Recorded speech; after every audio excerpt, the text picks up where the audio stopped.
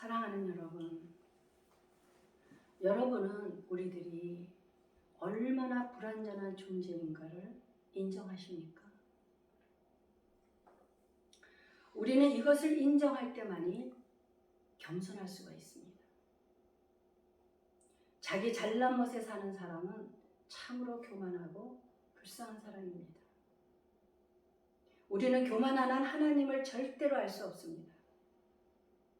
교만한 사람은 늘 사물과 사람을 내려다보는데 그렇게 내려다보는 한 우리보다 위에 있는 것은 볼 수 없기 때문입니다.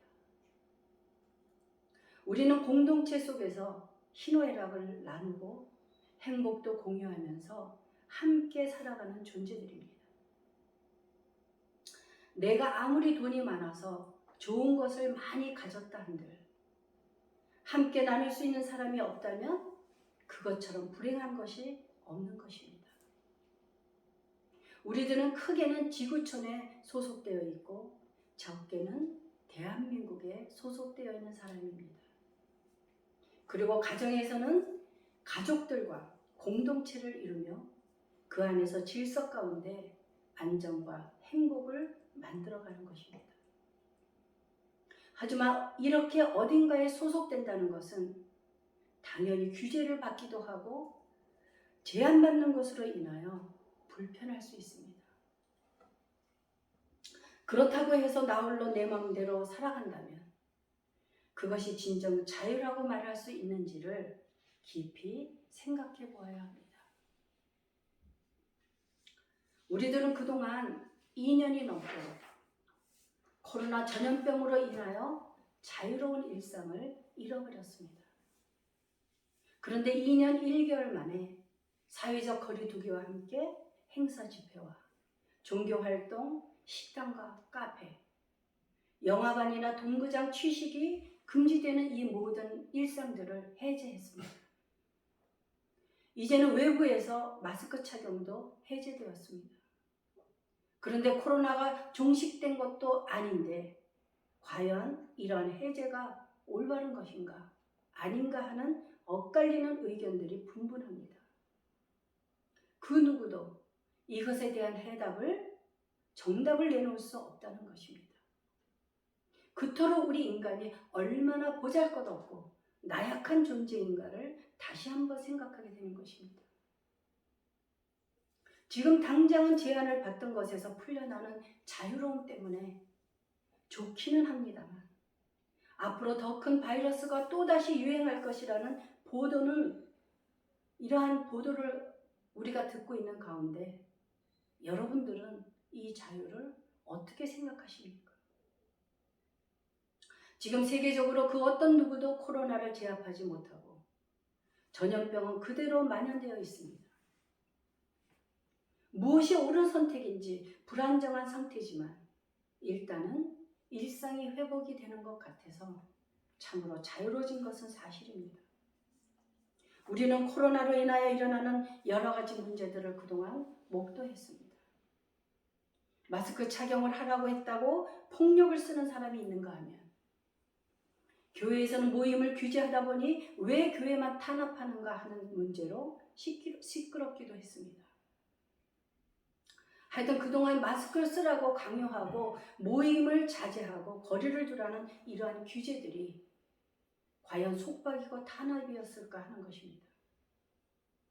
우리는 아직도 코로나와 오미크론으로 주변 사람들이 어려움을 겪고 있는 것을 보고 있습니다. 이렇게 전염병 앞에서 인간이 얼마나 무력하고 불완전한 존재인가를 절실하게 실감하고 있는 것입니다. 사랑하는 여러분, 인간은 절대 홀로 살아갈 수 없는 존재들입니다. 우리가 불편을 감수하고서라도 소속된다는 것은 곧 우리들의 삶이며 그 속에서 행복을 찾을 수 있다는 것입니다. 우리들은 규제 안에서 자유를 빼앗긴다고 생각하지만 사실은 그 안에서 오히려 자유로울 수 있다는 것을 알아야 합니다. 우리가 소속되어 있는 조그만 가정 안에서도 얼마나 많은 분열이 일어나고 있는가를 보십시오. 많지도 않은 가족들이 화합이 되지 않고 자기 주장에 맞지 않으면 참지 못하고 양보라고는 조금도 없이 감정 싸움을 하곤 합니다. 마음이 상하더라도 서로 양보하고 이해하며 질서 속에서 살아갈 때 우리 스스로도 행복할 수 있다는 것을 깊이 생각해 보아야 합니다. 똑같은 말이라도 감정을 다스리면서 상대방을 조금만 배려해 준다면 아름다운 공동체를 이루면서 행복해질 수 있는 것입니다. 우리 안에 필터링 장치를 할 수 있다면 참 좋겠다는 생각을 했습니다. 한마디 말을 던질 때 걸러질 수 있는 장치를 둔다면 마음이 상하는 일은 거의 없을 테니까 말입니다. 의견 충돌은 있을 수 있으나 가장 중요한 것은 공동체 안에서 사랑이 기반이 되어야만 한다는 것입니다. 사랑은 상대방을 존중하고 배려하고 나보다 상대방을 월등히 여기고 수용할 줄 아는 힘이 있기 때문입니다. 우리는 너무나 철저하게 이기적입니다. 입술로는 사랑을 이야기하지만 실질적으로 행함은 없다는 것입니다. 우리는 남의 불행이 나의 행복이 되어서는 안 되는 것입니다. 너가 웃어야 나도 웃을 수 있고 상대방이 행복해야 나도 행복해질 수 있다는 것입니다. 상대방을 아프게 하고 나면 자신은 더 괴로워진다는 것을 우리는 충분히 경험해 보지 않았습니까? 사랑하는 여러분, 여러분이 생각하는 자유란 무엇입니까? 사전적인 의미로는 외부적으로 구속이나 무엇에 얽매이지 아니하고 자기 마음대로 할 수 있는 상태를 말합니다. 그렇다면 여러분, 육신의 자유가 아닌 자유로운 영혼이란 어떤 것일까요? 얼마 전 31살 젊은 여자가 보험금을 탐내어서 남편을 죽이고 붙들렸을 때 그 모습을 보십시오.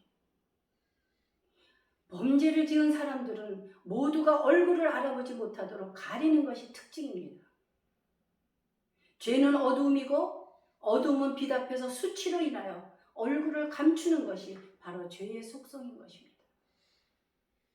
사람이 죄를 지으면 어두운 곳을 찾아가게 되어 있고 양심이 찔려서 절대 사람들 앞에서 당당할 수 없다는 것입니다. 죄라는 것은 우리 영혼을 서서히 좀먹어가면서 상대방의 그 사망에 이르도록 만드는 것이기 때문입니다. 그러므로 죄는 시작부터 단절시키지 않으면 반드시 죄의 종이 되고 마는 것입니다. 양심의 가책을 느끼면서도 죄에 깊이 물들면 어느 사이엔가 발을 떼기가 어려워지는 것입니다. 기독교 변증자인 C.S. 루이스가 이렇게 말합니다. 사람은 더 나아질수록 자기 안에 여전히 남아있는 악을 더욱더 명확히 이해한다.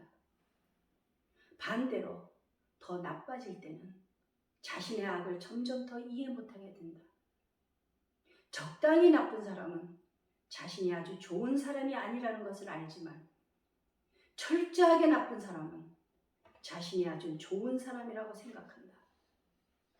좋은 사람은 선과 악 양자에 대해 알지만 나쁜 사람은 둘 다 모른다. 사랑하는 여러분, 깨끗하고 투명한 사람들은 어떤 것에도 두려워하지 않고 당당하고 자유로울 수가 있습니다. 그런데 이 자유로운 영혼은 오직 하나님의 다스림 안에서만이 가능하다는 것입니다. 우리들은 하나님께 소속된 사람들로서 하나님의 다스림을 받는 사람들입니다. 우리가 죄를 지으면 양심의 가책을 느끼고 잘못과 허물을 깨닫는 것은 참으로 축복인 것입니다. 그것은 아담과 하와가 범죄한 이후로 그들의 후손인 우리들이 죄의 종들이 되었기 때문입니다. 그러나 우리는 하나님의 다스림 안에서 하나님의 말씀을 따라 살아갈 때만이 영원히 자유로운 사람들이 될 수 있다는 것입니다. 사랑하는 여러분, 우리는 하나님 앞에서 완전하거나 온전해질 수 없는 사람들입니다. 하나님을 중심으로 노력을 할 뿐이고 한시도 죄로부터 자유할 수 없는 것이 바로 우리들인 것입니다. 그래서 우리가 죄를 짓는 장소에 있지 않게 하시는 것도 하나님의 은혜라고 하는 것입니다. 우리들은 알고 짓는 죄와 모르고 짓는 죄들을 매일 질 수밖에 없습니다. 생각해보면 죄가 아닌 것이 없습니다. 우리가 행동으로 옮기지만 않을 뿐이지 사실은 생각으로, 마음으로 짓는 죄들이 더 많기 때문입니다. 그러나 우리들은 예수님을 영접한 이후 그날 지은 죄를 회개하면 된다는 것입니다. 예수님께서는 6월절 전에 자신이 세상을 떠나 아버지께로 돌아가실 때가 이른 줄을 아시고 제자들의 발을 씻어주셨습니다. 베드로는 이러한 예수님을 거부했지만 발 씻어주심의 의미를 알아차리고 발뿐만이 아니라 손과 머리도 씻어달라고 했습니다. 그러나 예수님께서는 그러한 베드로에게 이미 목욕한 자는 발밖에 씻을 필요가 없이 온몸이 깨끗하다고 말씀하셨습니다. 이것은 우리가 예수님을 영접한 그 순간에 이미 구속함을 받았기 때문에 반복할 필요가 없다는 것입니다. 그러나 육체를 입고 있는 우리는 죄와 싸우며 사는 동안 누구도 예외 없이 지속적인 씻음이 필요하다는 의미인 것입니다. 우리는 매일 매순간 자신을 돌아보며 죄를 회개하는 것이 바로 그러한 이유입니다. 그러므로 우리는 예수 그리스도 안에서 계속 성화되어져 갈 때만이 죄로부터 자유로워질 수가 있는 것입니다. 사랑하는 여러분, 우리에게는 자유롭게 선택할 수 있는 두 길이 있습니다. 누구에게도 제약받지 아니하고 자기 멋대로 사는 것이 그 하나이고, 또 하나는 하나님의 영역 안에서 하나님을 우리 삶의 주권자로 믿고 살아가는 것이 그 두 번째입니다. 우리는 예수님 안에 있는 자들이며 예수 그리스도 안에 소속되어 있는 사람들입니다. 하나님께서는 우리들이 하나님의 다스림 안에서 살아가기를 소원하십니다. 그렇다면 하나님의 영역을 벗어나서는 안 되는 것입니다. 당연히 사람도 자연도 모든 만물이 다 하나님의 영역입니다. 그러나 중요한 것은 우리가 하나님의 다스림 안에 있다는 것이 중요하다는 것입니다. 영역 주권이라는 말을 최초로 사용한 사람은 아브라함 카이퍼라고 합니다. 그가 이런 사상을 제시했습니다. 모든 것은 하나님께 주권이 있으며 이 땅 어느 한 곳이라도 그리스도께서 당신 것이라고 하지 않는 것이 없다라고 말했습니다. 그런가 하며 혹자는 말합니다. 하나님의 창조 계획 안에서 각 문화의 영역은 각각의 고유한 자리를 가지고 있으며 그것들 각각은 직접적으로 하나님의 통치 아래에 있다고 제시하기도 합니다. 이것은 하나님의 주권하심과 인도하심 속에서 하나님을 중심으로 선을 추구하며 사는 삶을 말하는 것입니다. 그렇다면 우리는 왜 하나님이 원하시는 영역 안에서 살아야만 하는 것일까요? 아담과 하와가 하나님이 창조하신 에덴 동산에서 마음껏 하나님이 창조하신 모든 것을 누리며 살 수 있었음에도 불구하고 에덴 동산에서 쫓겨난 것은 하나님의 영역, 하나님의 원하시는 영역을 벗어났기 때문입니다. 하나님의 영역을 벗어난 결과는 에덴 동산에서 쫓겨나고 영원한 생명이 죽음으로 저주를 받게 되었던 것입니다. 우리들은 본래 죄의 종들이며 자유가 없는 사람들입니다. 그러나 예수 그리스도를 영접한 이후 우리의 삶이 바뀌었습니다. 그러한 우리가 영원히 자유를 얻기 위해서는 하나님께 소속되어서 진리의 종이 되어야만 하는 것입니다. 인간은 죄의 종으로 살든지 아니면 하나님께 소속되어 의의 종으로 살든지 둘 중에 하나가 되는 것입니다. 무소속은 없습니다. 어두움과 빛, 둘 중에 어느 쪽으로 살 것인가를 선택해야만 하는 것입니다. 물고기는 물속에 있어야 자유하고 새는 공중에 날아다녀야 자유하고 나무는 땅에 뿌리를 뻗어야 자유하듯이 우리들은 하나님께 소속될 때만이 자유로운 영혼이 될 수 있다는 것입니다. 진리가 우리를 자유롭게 하기 때문입니다. 하나님의 영령 안에서 사는 사람은 하나님을 중심으로 보고 듣고 생각하게 되는 것입니다. 사랑하는 여러분, 오늘 시편 29편은 왜 우리가 하나님의 영역 안에서 살아야 하는지를 가르쳐주고 있습니다. 구약에서 시편 29편은 우리가 흔히 자연현상이라고 부르는 것을 통해 주의 영광이 집중적이고 직접적으로 드러난다고 말하는 유일한 본문인 것입니다. 이스라엘 당시의 종교적인 문화 속에서는 세상의 모든 영역은 신들과 매우 밀접하게 연결되어 있어서 신들은 자연과 함께 각 부분들이 동일시되기도 했습니다. 그래서 자연과 신들 또는 세상과 신들은 언제나 서로 혼동될 가능성이 있었기 때문에 사람들이 창조주와 피조물들을 구분하기까지는 오랜 시간과 갈등이 있었습니다.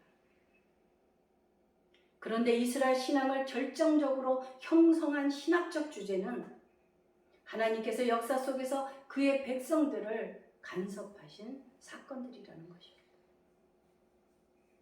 오늘 본문 말씀 10절을 보십시오. 여호와께서 홍수 때에 좌정하셨으며 여호와께서 영원하도록 왕으로 좌정하시도다. 좌정이라고 하는 것은 자리를 잡고 앉아 일을 본다는 의미입니다. 하나님은 온 우주 만물 위에 계시고 인간의 역사 위에 좌정하고 계시다는 것입니다.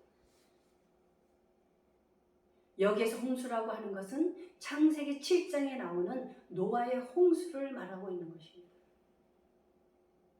홍수가 땅에 40일 동안 계속되면서 땅 위에 움직이는 모든 생물은 다 죽고 육지에 생명 있는 것은 모두 다 죽었다고 기록하고 있습니다. 이것은 무엇을 뜻하는 것입니까? 하나님이 물 위에 좌정하고 계시다는 것입니다.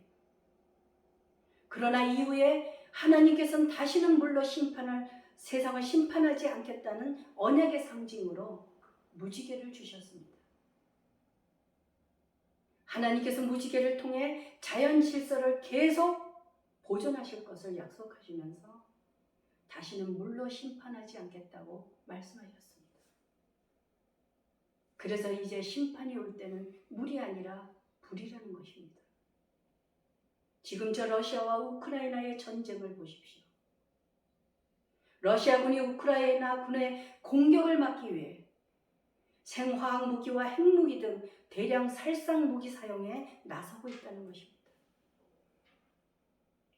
그런데 이 또한 그곳에도 하나님께서 좌정하고 계실 것입니다. 오늘 본문 말씀은 계속적으로 여호와의 소리라는 단어를 반복하고 있습니다. 세상을 다스리시는 권능자는 다른 신이 아니며 바로 여호와 하나님이라고 강조하고 있는 것입니다.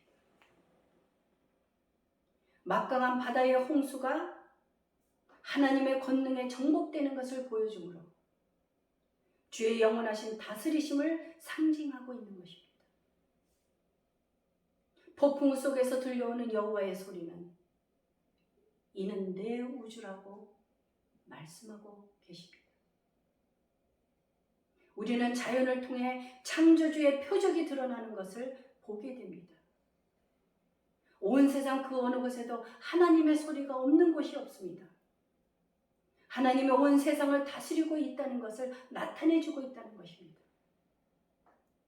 사랑하는 여러분, 과학은 단지 하나님의 피조세계의 일부분을 설명할 뿐 하나님에 대해 모두 알려주지는 않습니다.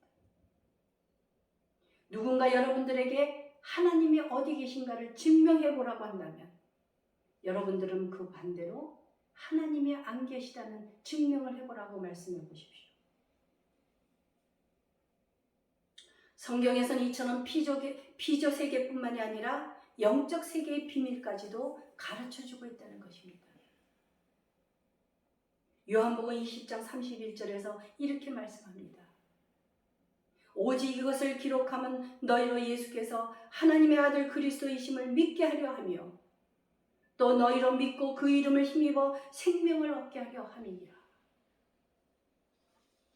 오늘 시편 말씀은 여호와는 유일무이한 창조주시며 이 모든 자연 현상을 다스리시는 분이시라고 가르쳐주고 있는 것입니다.